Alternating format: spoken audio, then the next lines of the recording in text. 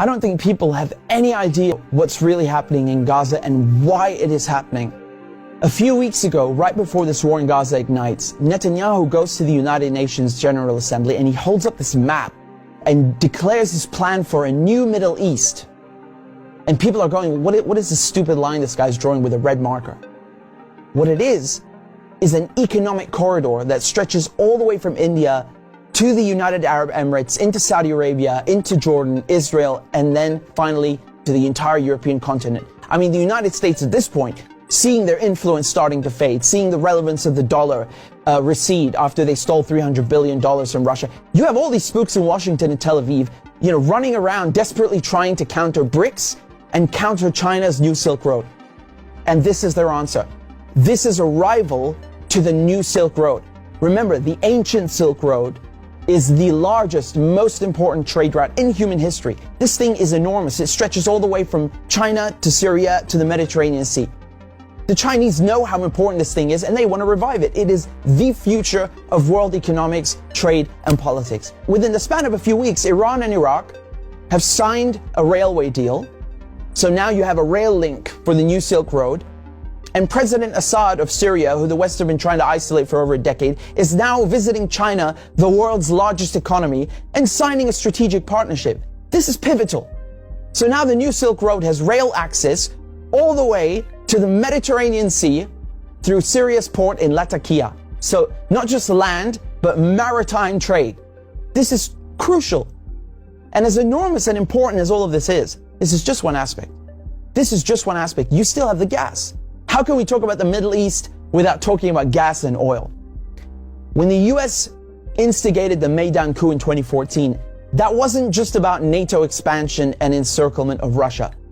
This was about surrounding, controlling, and cutting off Russian gas to Europe. Russia is the country with the largest proven reserves of natural gas.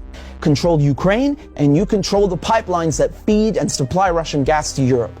For decades, you've had US politicians, Republican and Democrat, from every administration, openly saying on camera, we don't want Nord Stream. There will be no longer a Nord Stream 2. We will bring an end to it.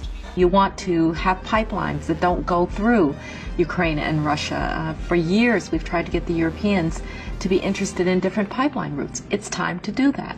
You want to depend more on the North American energy platform, the tremendous bounty of oil and gas that we're finding in North America. Lo and behold, Nord Stream 1 and 2 are blown up. I mean, this is without question the most egregious, the largest terrorist attack on European infrastructure in modern history. There are only 3 countries on this planet that can pull this off. They are Russia, Britain, and the United States. And let me tell you, it was not Russia. You combine that with the sanction packages from the European Union, banning Russian oil and gas. I mean, talk about shooting yourself in the foot. So now there's no more Russian gas coming into Europe. And just like that, the United States have achieved a long-standing foreign policy objective. Now, the only other country with enormous gas reserves, the second largest in the world, is Iran. Iran signed the nuclear deal in 2015 and 2016. They're complying in every way imaginable. The IAEA at the UN cannot be happier. And then the United States, the guys who orchestrated the whole deal, go back on their word and they rip it up just like that and reimpose sanctions on Iran. So now Iran is barred from selling its oil and gas to Europe and others. So Russia and Iran, the 2 countries with the largest gas reserves, are out of the picture. Then Israel, all of a sudden, proposed themselves as a solution to the European Union's gas shortages. Take our trilateral energy, for example, that we closed in June with Egypt and Israel. It has played an important role in our strategy to get rid of the Russian fossil fuels. How convenient. How convenient. In 2010, they conduct a geological survey and find this monstrous giant gas field in the Middle East. It's called the Leviathan, and it's in the Mediterranean Sea on the Levantine Basin. That means it's right off the coast of Palestine, Lebanon, Syria. Syria initially declines offers over its gas reserves and simultaneously refuses to lay pipes for a Qatari gas project. What a coincidence! Barely a year later, war breaks out in Syria. And who's funding it? Qatar and Israel and the United States are just some of the parties funding and running this war to overthrow the government in Damascus. Today, the United States control 1/3 of Syria. They control all of Syria's oil fields, and Israel is bombing Syria's most vital port, Latakia, on a regular basis. So they're cutting off all the oil revenue and destroying, crippling any maritime activity, such as trade, such as gas exploration. Another major port on the Levantine coast is in Beirut, which mysteriously explodes in 2020. And so Israel, proposing itself as a solution to Europe's gas shortages, shows up with an FPSO, this enormous gas extraction vessel, and tries stealing gas from Lebanon's Karish gas field. And, this reignites a huge maritime border dispute. And Israel has to go and beg the United States to solve this diplomatically, because Hezbollah said, if you steal 1 cubic inch of our gas, we will fire our missiles on your ship. Now we come to Gaza. Gaza also has its own unexplored gas fields. Gaza is also a concentration camp run by the Israelis, and it's been under siege by Egypt and Israel under naval blockade since 2007. I mean, you can't even fish properly, let alone extract gas. And so now, the Lebanese, the Syrian, the Palestinian ports, they're all out of action, and the only working port left in the coast is the Israeli port on Haifa. I mean, how convenient. This makes Israel the only one able to explore gas and implement an economic corridor like the one that Netanyahu held up at the UN. So in other words, Israel and the United States together killed off all the competition, stole their goods, and cornered the market.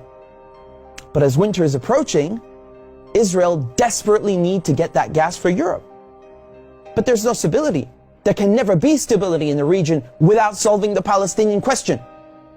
And so when Netanyahu shows up at the UN with his brilliant plan, the Israelis thought, oh, it's a done deal. They'll just get Saudi Arabia to normalize ties and thereby extinguish the Palestinian issue once and for all. And that is precisely why they are in Gaza slaughtering Palestinians like crazy, like they're in berserker mode. Israel has bombed Gaza before, but this surpasses anything we've ever seen, which is truly saying something. I mean, this is unhinged, calling people human animals and massacring them. Israel is just hoping the Palestinians will run away in fear into the desert. They've literally said this. They want to put them in the desert. They want people in Gaza to go to the Sinai desert and push the people in the West Bank into Jordan. This is genocide and ethnic cleansing without question. But it also has economic and geopolitical implications. Hamas and the collective resistance, when they found out about Israel's plan and Saudi Arabia's wishes to normalize ties with Israel, which would destroy any hope of a Palestinian state, I mean, this forced their hand. It became clear they needed to act and respond immediately, lest Palestine be lost forever. For Palestinians, this is and always has been a matter of life and death, to be or not to be.